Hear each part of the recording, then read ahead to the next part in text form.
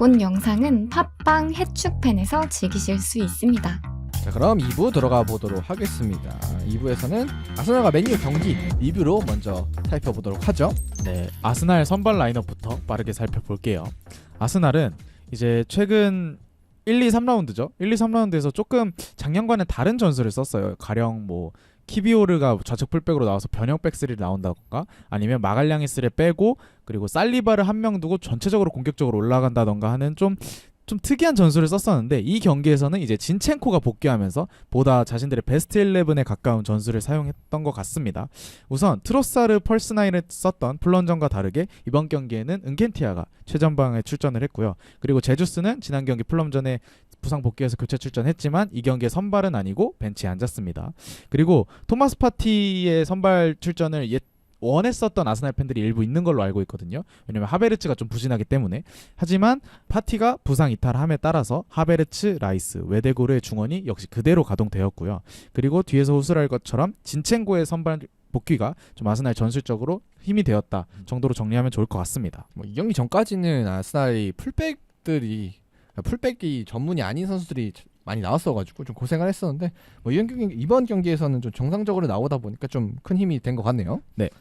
이제 맨유 쪽을 살펴보자면 맨유는 이제 부상 복귀한 호일룬이 이번 경기에서도 벤치에 앉았습니다. 뭐 이 역시 제주스와 마찬가지로 좀 선발 출전할 거라는 예측도 없진 않았던 것 같은데 벤치에서 출발했고요. 그리고 최근 흐름대로 마샬이 선발 출전했습니다. 그리고 바란, 말라시아, 루크쇼, 마운트 등 주요 선수들이 현재 부상을 많이 당해 있는 상황이거든요. 그래서 달로가 레프트백으로 나오고 린델레프가 센터백 라인을 구성을 하고 에릭센이 3선을 꾸리는 그런 조금 베스트 11이라고 보기는 쉽지 않은 그런 전술을 가지고 나왔고요. 그리고 이적 시장 막판에 저희가 일부에서도 언급했던 레길론도 벤치에 앉아 있는 것을 확인할 수 있었습니다. 저는 사실 이 경기의 전체적인 느낌도 그렇고 또 이전 경기들의 맨체스터 유나이티드를 좀 살펴보면 이번 시즌 테너가 좀 어렵겠다는 생각들이 드는 포인트들이 굉장히 많아요.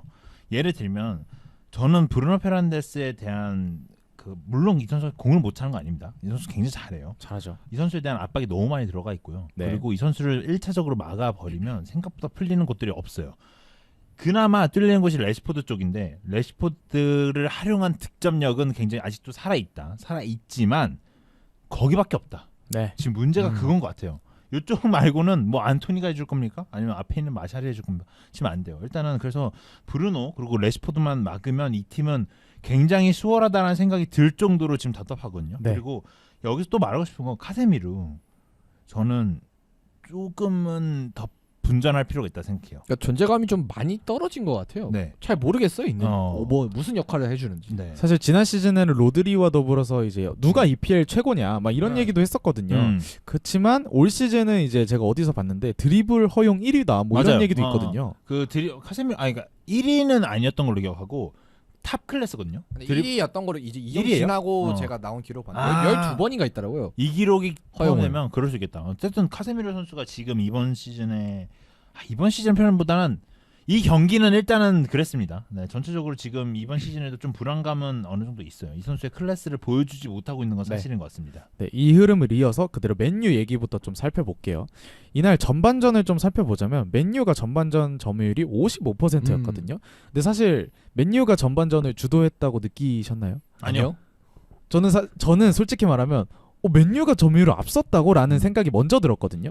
그래서 좀 더 다른 기록을 살펴보자면 슈팅이 3번에 그쳤고요. 네. 그중에 유효 슈팅은 1번. 이거는 골이죠? 뭐 득점이겠죠. 그리고 XG 값이 0.3. 사실 기록하면서 레시포드 득점은 네. 엄청 그냥 레시포드가 진짜 개인 잘 찼죠. 능력으로 너무 잘 차가지고 그러니까 뭔가 팀이 만들어낸 플레이 뭐 이런 거랑은 뭐 조금 거리가 있지 않았나. 네. 그래서 사실상 이 정도 기록으로 봤을 때 점유율 55%를 기록한 팀치고 너무 공격 기회가 적고 인상이 임팩트가 없었다라고 볼 수 있을 것 같은데 왜일지 한번 살펴볼게요.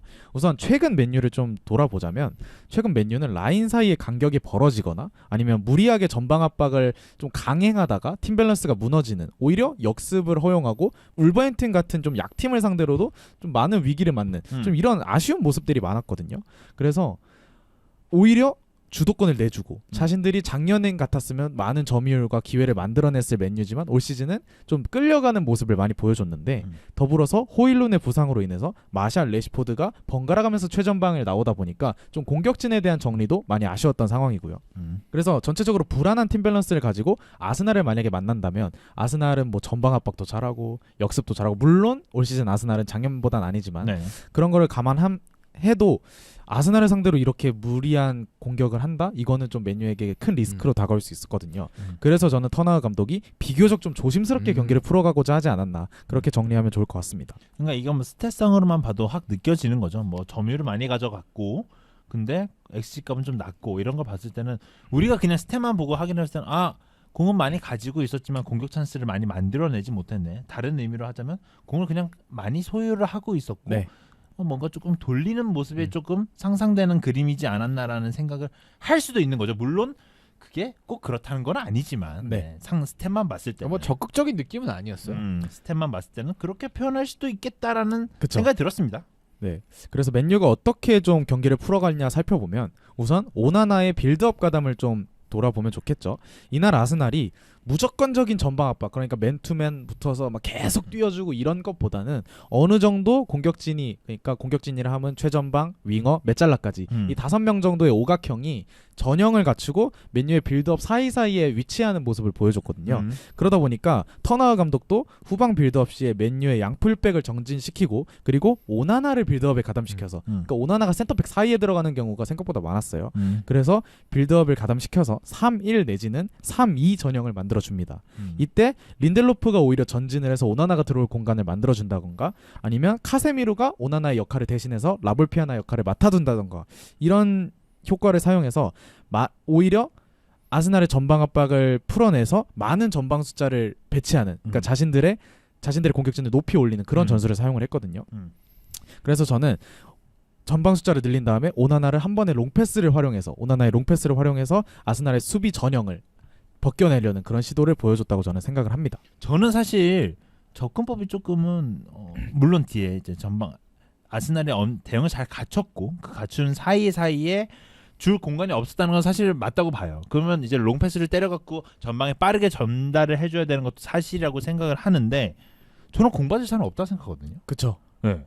아니 전방 숫자가 많아봤자 공받을 사람이 없고 아니 지금 심지어 이쪽 팀에 그 키가 작은 선수들이 뭐 진짜 수비진만 봤을 때 베나이트도 물론 공중볼이 약하다고 평가를 받는 베나이트긴 하지만 그래도 이 선수들이 공을 따줄 수 있는 선수들이 좀 배치가 되어 있는데 왜 그랬는지 차라리 중원을 통해서 갈 수 있는 방법이 더 없었을까? 네. 라는 아쉬움이 드러나는 것 같아요. 그렇죠. 특히 그 중에서도 마샬 같은 경우에는 최전방에 위치하면 보통 9번이라고 하면 포스트 플레이를 기대한다던가 아니면 몸싸움을 해준다던가 아니면 뭐 침투해서 그 공을 받아먹으려고 노력한다던가 그런 모습이 있어야 되는데 워낙 이 선수가 좀 움직임이 많지 않고 그리고 경합에서 장점을 못 보여주는 선수다 보니까 맨유의 이런 롱패스가 되게 효과적이었다고 보긴 어려울 것 같고 그리고 자연스럽게 롱패스 비중이 높아지다 보니까 중원을 거치면서 올라가는 그런 짧은 패스 빌드업이라고 하죠. 지공 상황에서 중원을 거치면서 기회 창출하는 장면이 적어졌기 때문에 전체적으로 맨유가 좀 조직적으로 경기를 풀어갔다고 보기에는 쉽지 않을 것 같다. 네. 그래서 저 경기를 보면서 느꼈던 게 베오르스트 있었으면 차라리. 근데 마샬보단 나을 수 있겠죠. 네. 저는 공감이 되는 게 뭐 마샬이 한 게 뭐지? 라는 생각이 들었어. 그러니까 지금 최전방 공격수에 대한 부재가 좀 많고 심지어 저번 시즌 생각해 보면 베오르스트 아쉬워서 레시포드 톱 세우고 그랬었거든요. 네. 근데 차라리 있었으면이라는 생각이 들더라고요. 저는요. 네. 뭐 팀 플레이에 관여가 많이 안 되고 뭐 보는 데는 좀 답답하더라고요. 물론 좋은 슈팅도 한 차례 하고 그러긴 했는데 그런 거랑 별개로 그냥 팀 플레이에 관여가 안 되다 보니까 그다음에 좀 뒤에 나왔던 이제 나중에 얘기를 하겠지만 호일룬이랑 좀 많이 비교가 돼가지고 딱 두 선수가 교체되고 이제 경기력이 어떻게 변하는지 보니까 더 와 저게 마샬이 아니었다면 생각해서 들더라고요. 그렇죠. 그래서 결국은 이 롱패스를 뚫어내려는 전략을 한 의도라고 하죠. 아스날의 이런 수비 전형을 한 번에 벗겨내겠다라는 의도까지는 제가 이해를 하겠는데 그 최전방에 마샬이 있던 것이 결과적으로는 이게 조금 어긋나는 포인트이지 않았나 그렇게 보면 좋을 것 같고 그래서 또 앞서 말씀해주신 것처럼 뭐 브루노와 레시포드만 막으면 그 원 패턴만 막으면 된다라고 말씀해 주셨잖아요. 그런 것처럼 이날도 결국은 레시포드 해줘 축구를 했거든요. 레시포드 아이솔레이션이라고 정리를 해볼게요. 네, 공격이 잘 풀리지 않았죠. 앞서 말한 롱패스가 잘 풀리지 않으면서 결국은 위에서 위치하던 메잘라를 수행하던 브루노와 에릭센이 내려올 수밖에 없죠. 위로 공이 안 오는데 거기 써봤자 뭐예요. 맞아요. 그래서 3선에서 오히려 빌드업을 도와준다거나 아니면 오나나가 전담하던 롱패스를 좀 같이 뿌려준다던가 이런 모습을 보여줬는데 이때 의도적으로 좀 우측에서 빌드업을 시도하려는 모습이 많았거든요. 게다가 좌측 풀백으로 나왔던 달로 역시 오버래핑 한다기보다는 좀 중원 가담해서 수싸움을 해주는 모습을 보여주면서 아스날 기준 좌측이죠. 맨유 기준 우측이고 한쪽으로 좀 몰아넣는 모습을 많이 보여줬습니다. 그러다 보니까 좌측에 레시포드에겐 자연스럽게 공간이 발생을 했고 그리고 레시포드의 장점인 좀 침투라던가 공간 활용 그리고 앞서 맨유가 시도했던 롱패스가 좀 더 위력을 발휘를 하면서 선제골이 나오게 됐죠. 사실 이 선제골 전까지는 맨유가 분명히 경기력이 밀리고 있었는데 딱 이 득점이 들어가면서 딱 맨유가 경기의 분위기를 잡을 수 있는 뭐 얼마 안 가긴 했지만 그런 상황이 되긴 했죠. 네, 특히 뭐 득점으로 이어지진 않았지만 에릭센이 또 넘겨주면서 레시포드가 폭을 벌리면서 받아주는 장면도 있었거든요. 이런 점을 봤을 때 결국 최전방의 마샬이 아쉽다 보니까 좌측에 있는 레시포드한테 좀 많은 비중이 가해질 수밖에 없었나. 사실 이 경기 안토니도 많이 안 보였거든요. 그런 것만 놓고 봤을 때도 좀 우측 위주 아니면 최전방의 공격력의 영향력보다는 좌측에 있는 레시포드를 좀 활용하려는 공간 역습을 좀 시도했던 것으로 볼 수 있을 것 같고요. 그래서 좀 이 안 좋은 분위기를 결국은 호일룬이 조금은 만회를 했죠. 이 경기를 결국은 맨유가 패배를 했습니다만 맨유 팬들은 호일룬을 보면서 어느 정도 위로를 받으셨을 것 같아요. 후반전에 접어들어서 아스날이 점차 압박 감도를 높이면서 주도권을 많이 가져갔거든요. 그래서 후반전 점유율은 아스날이 60%가 넘어가요. 그런 걸 봤을 때 맨유가 거의 기회를 못 잡았다고 볼 수 있는데 이때 호일룬이 들어가서 마갈량이스를 좀 적극적으로 붙어줬거든요. 그러다 보니까 전반전에 아쉬웠던 마샬의 그런 공중볼, 경합, 침투 이런 것들을 호일룬이 많이 만회를 해줬다. 그렇게 볼 수 있을 것 같습니다. 확실히 이 선수가 들어왔을 때 득점을 많이 해줄 선수보다는 연기를 많이 해줄 선수로 뛸 것으로 보여진다라는 얘기를 많이 했었는데 이번 경기 보니까 이런 스타일이구나. 확실히 도움 줄 스타일이구나라는 생각이 확 들더라고요. 저는요. 그래서 부상 복귀하고 첫 경기인데 생각보다 되게 좋았던 것 같아요. 데뷔전이잖아요. 뭐 연계해주는 것도 그렇고 몸싸움 해주는 것도 그렇고 이제 슈팅 쪽은 조금 아쉬운 부분이 있긴 했는데 그래도 지금 딱 맨유가 필요로 하는 역할을 되게 잘 수행해줄 선수가 아닌가요. 그 다음에 득점과 가까운 장면, 그 옵사이드 장면, 골 장면에서도 연계에 약간 포함이 됐잖아요. 말씀해주신 것처럼 호일룬 자체의 활약도 좋았지만 그 선수가 거기 위치함으로써 생기는 주변 동료들의 얻게 되는 그런 파급력 이런 것도 충분히 좋았다고 생각을 하거든요. 그 선수가 위에서 경합을 해주다 보니까 뒤에 이선 선수들이 올라올 시간이 생겼고 이선 선수들한테 공간이 생겼고 기회가 생겨서 뭐 가르나초의 득점까지 나왔으니까 물론 옵사이드였지만 그런 걸 봤을 때 호일룬이 확실히 선발로 뛴다면 맨유의 역습의 퀄리티는 많이 달라지지 않을까 그렇게 기대하면 좋을 것 같습니다. 네, 그런데 결국은 맨유가 이 경기를 졌잖아요. 근데 저는 이 경기를 내준 데 있어서는 결국은 부상의 영향이 꽤나 컸다고 저는 생각을 해요. 후반전에 들어서 리산드로와 린델로프가 각각 몸 상태 이상으로 인해서 교체가 됐거든요. 그래서 맥과이어 에반스라는 뭐 5년 전 레스터 센터백인가요? 5년 전 되겠네요. 5년 되겠어요. 좀 많이 노쇠했죠 이제 두 선수 모두. 노쇠한 수준이 아니라요. 그 사실 실력면도 많이 떨어졌죠. 뭐 맥과이어는 진짜 뭐 나이가 엄청 많은 건 아닌데 약간 맨유에서는 그래도 기량 미달이라고 봐야 되고 그다음에 에반스는 사실 그냥 뭐 뛰라고 데려온 선수는 아니거든요. 근데 이제 어떻게 부상을 당하고 하다 보니까 이제 뛰게 됐는데 이 라인업으로 마갈량이스, 제수스, 사카를 막아야 된다. 이거 참 눈알비 깝깝하거든요. 아니 물론 에반스가 80 몇 분에 나왔어요. 네네네. 뭐 짧은 시간에 뛰는 거긴 해서 짧은 시간 동안은 온 힘을 다해서 막을 수 있겠죠. 근데 사실 이 라인업은 굉장히 불안하지 않습니까? 이름만 들어봐도 맨유가 내세울 라인업은 전혀 아니었죠. 공교롭게도 이 두 선수가 뒤에 나올 두 실점에 모두 관여를 했거든요. 어쨌든 뭐 코너킥에서 에반스 맞고 굴절된 거는 불운이었다고 생각을 하지만 그 뒤에 제주스한테 역습을 허무하게 내주는 장면도 있었고 그런 걸 봤을 때 이 경기에서도 좀 아쉬웠고 무엇보다 원래 부상이었던 바란, 루크쇼, 말라시아에 더불어서 린델레프, 리산드로까지 만약에 정말 어느 정도 일정 기간 이탈을 한다면 앞으로 이제 저희가 당분간 맥과이어 에반스 센터백 라인을 봐야 되거든요. 근데 뭐 다행인 건 이제 A매치 기간이라서 좀 회복할 시간이 있는 건 다행인 것 같은데 진짜 뭐 예를 들어 두 선수가 장기 부상이라면 어쩔 수 없죠. 지금 네. 이적 시장 끝나는데 와 이거 어떻게 됩니까? 아니 진짜 위기예요. 이거는 큰 위기인 것 네, 같고 큰 위기고 이게 이렇게 해가지고 지금 맨체스터 유나이티드의 이야기를 지금 끝내고 아스날 얘기를 넘어갈 건데. 저 끝내기 전에 어. 하나만 더 추가해도 될까요? 저도 추가할 거 있어요. 네. 네. 네. 하세요. 근데 저는 맥과이어 그게 약간 지금 보면서 그래요? 개킹 받았던 게 있는데 음. 그 마지막에 코너킥 그 라이스 네네네. 역전 골때 음. 이게 라이스가 트래핑을 하면서 약간 손에 맞나 하는 약간 애매한 장면이 나와요. 이게 어깨로 트래핑을 네, 했는데 맞아요. 근데 거기서 이제 맥과이어는 수비수잖아요. 근데 그 손을 골대 들죠? 앞에서 손을 들더라고요. 음. 안 튀어나오고 그래서 이제 가만히 앉아 있다가 이제 골 득점 허용하는 장면이 있는데 진짜 아니 빨리 수비수면은 뭐 어차피 VAR 볼 거니까 그냥 빨리 튀어 나와야 되지 않나. 그러니까 뭐 그게 튀어 나왔다고 해서 저는 뭐 치팅을 막을 가능성이 높다고 생각하진 않아요. 그래서 맥과이어 때문에 졌다라고 얘기하고 싶은 건 아닌데 근데 이 선수의 약간 자세가 과연 맨유 수비수의 자세인가 이게? 네. 전 주장인데 또 그리고 경석이 형이랑 저랑 그 장면을 보면서 얘기했던 건 물론 그 메가이어가 나와서 막을 수 있었냐라고 얘기했을 때는 그거는 아니라 봐요. 네. 근데 나와야 되는 사람은 메가이어가 네. 맞았어요. 그쵸. 네, 저는 사실 그렇게 보고 메가이어의 마크맨이 정확하게 누군진 모르겠지만 근데 뭐 지역 방어인지 없었어요. 아무도. 없었어요. 그렇기 때문에 그러고 그 라이스한테 공이 가는 상황에서 나올 수 있었던 선수는 메가이어였거든요. 네. 근데 그 과정에서 손을 들어버린. 그러니까 다이어랑 비슷한. 그러니까 다이어 맥과이어 맨날 묶이잖아요. 그러니까 음. 왜 묶이는지 본인이 보여준 게 아닌가. 그러니까 저희가 사실 이제 이렇게까지 못하면요.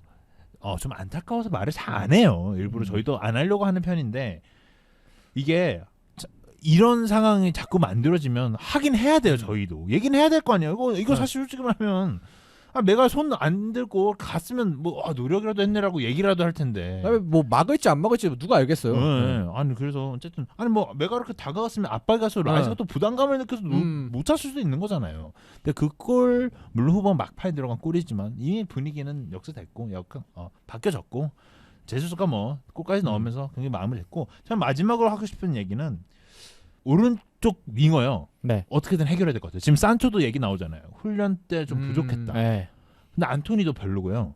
저 이쪽은 좀 문제 심한 것 같아요. 왜냐면 아무것도 아닌 것 같아요. 지금 뭔지 잘 모르겠어요. 이도저도 아니다. 이도저도 아니고 뭐 가르나초 뭐 옵사이드가 걸리긴 했지만 골을 넣었죠? 넣었죠. 네. 저 가르나초 아직까지 잘 모르겠어요. 네. 저는 그리고- 이쪽 부분 네. 진짜 해결해야 될 것 뭐 같아요. 가르나초는 사실 뭐 어린 선수라 그냥 지금 정도 해주는 게 약간 상수라고 생각하고 그쵸. 있고. 그죠. 사실 요 정도만 해주면 네. 땡큐일 수도 있어요. 가르나초는. 근데 산초 그러고 안토니 이러고 이거 이제는 우습게 넘어갈 때가 아닌 것 같아요. 지금 수비진 부상인 것도 알겠는데 포인트는 오른쪽 윙어.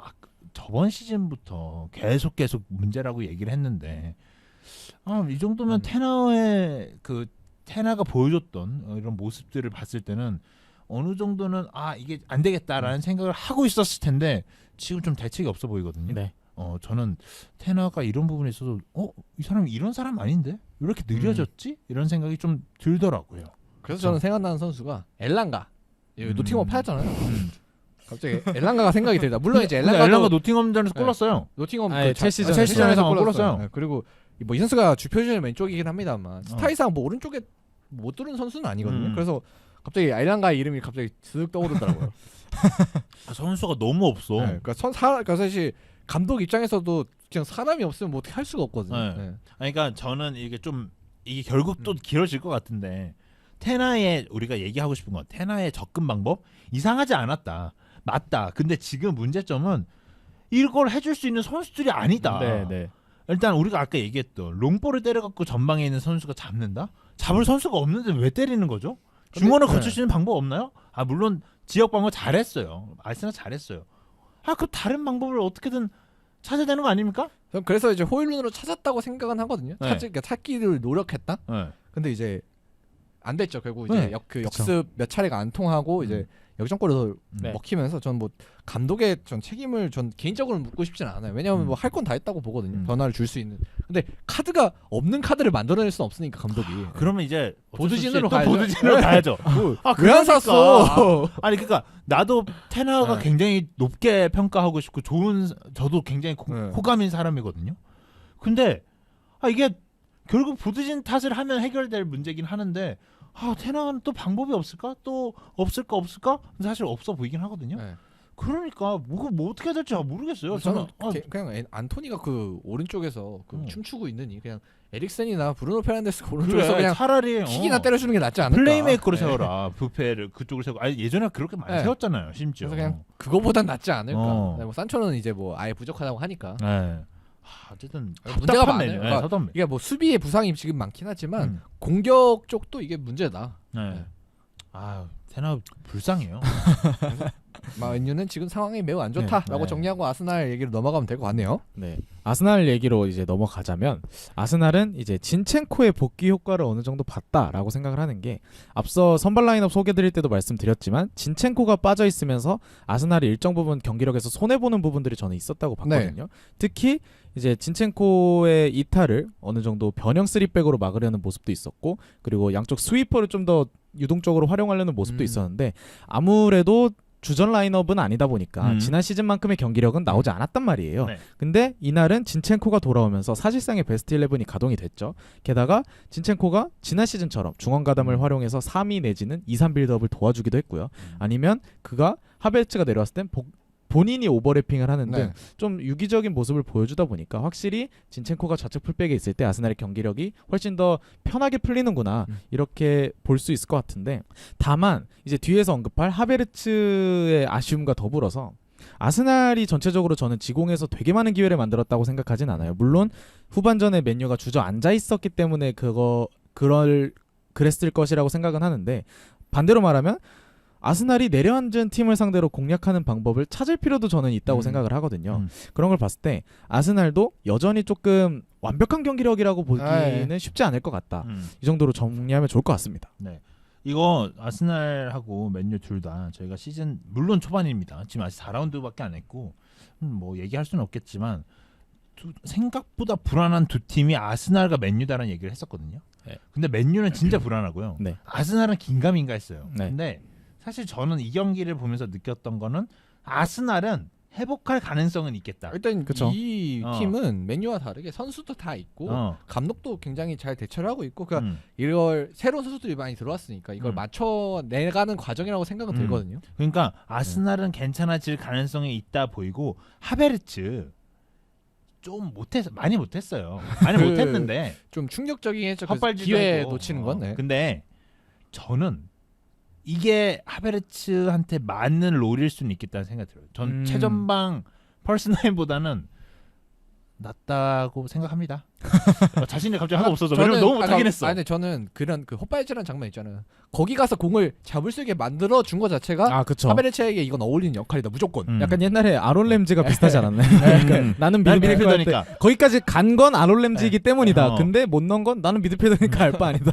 그러니까 하베르츠가 못한 건 알겠고 이날 못했어요. 못한 네. 건 전제 깔아야 되는데 롤은 이게 맞는 것 같아요. 하베르츠한테. 네, 그래서 하베르츠 얘기로 넘어가자면 진첸코가 사실 복귀하면 저는 하베르츠는 잘할 줄 알았어요. 왜냐면 진첸코가 워낙에 주변 선수들을 좀 자신의 활동량으로 도와주는 스타일이기 때문에 하베르츠도 충분히 스위칭을 하면서 살아날 거라고 봤는데 여전히 이 경기에서도 썩 좋지는 않았다고 봤거든요. 이제 마르티넬리, 은케티와 진첸코 등 주변 선수들과의 스위칭 내지는 연계가 원활하지 않았고요. 특히 저는 연계도 연계인데 너무 좀 영향력이 적었어요. 그냥 맨유 그런 수비 라인 사이에 껴가지고 걔를 거칠 수가 없는 좀 위치 선정 내지는 포지셔닝을 가져갔다고 생각을 해서 몸값이 1,000억이잖아요. 근데 그거에 비해서 영향력이 턱없이 부족했다라고 볼 수 있을 것 같고 오히려 하베르츠가 좀 수비 커버하러 3선에 내려오고 진첸코가 오버래핑을 하는 그 타이밍에서 득점이 나오고 찬스를 만들어내는 장면이 많았잖아요. 그런 걸 봤을 때 공격에 있어서는 하베르츠보다 진첸코 더불어서 후반에 투입된 비에이라가 오히려 좀 더 활발한 모습을 보이지 않았나. 그렇게 정리하면 좋을 것 같습니다. 그리고 거기에 더해서 오른쪽 메짤라가 외대고르잖아요. 비교가 너무 되지 않았나 이번 경기에서. 그렇죠. 그리고 근데 뭐 이거와 별개로 하베르츠와 별개로 일단 아스날은 진짜 측면에서 만들어가는 플레이가 너무 강력하기 때문에 진짜 유기적인 거.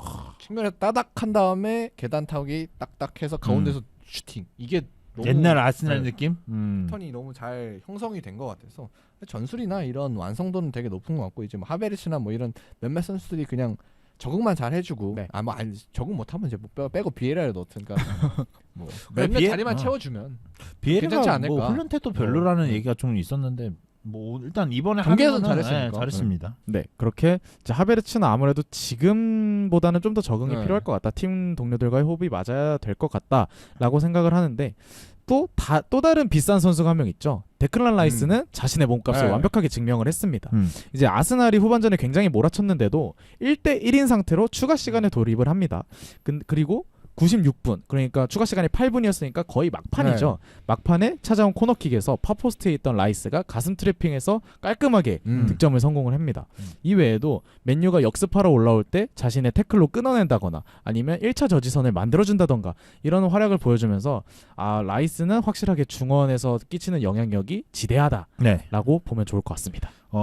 저는 이 경기 이제 저희가 리뷰를 다 했는데 사실 맨체스터 유나이티드가 비길 수 있었다면 좀 맨체스터 유나이티드에 비겼더라도 네, 맨체스터 유나이티드 칭찬할 수 있는 경기는 아니라고 봐요. 그렇죠. 그냥 비겨서 와 정말 운이 좋구나. 야 맨유가 1점 딴 게 운이 좋은 거죠. 운이 잘한 좋다라고 거죠. 얘기할 만한 경기였거든요.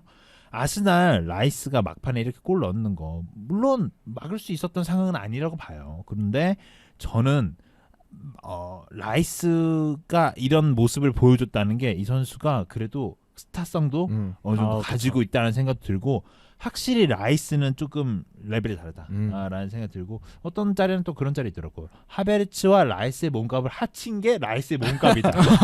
근데 그 정도의 가치도 있어 보인다라는 생각 들으면서 좀 경기 전체적으로 좀 저희끼리 얘기를 해보자면 저는 아까도 얘기했지만 맨유가 이 경기를 비길 수 있었던 상황은 충분히 있었다고 생각해요. 이길 수도 있었죠. 한 건만 됐으면. 뭐 가르나초 그거 네. 솔직히 말하면 정말 아슬아슬하긴 했어요.